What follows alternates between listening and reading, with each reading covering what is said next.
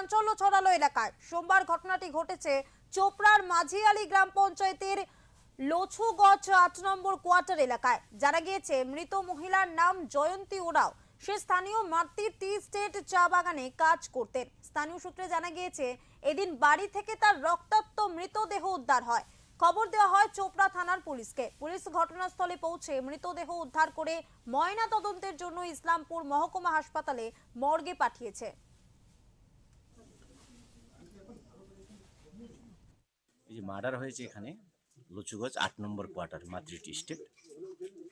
সকালে আমি মর্নিং ওয়াকে ছিলাম, তখন আমাকে ফোন আসে 7:30 নাগাদ।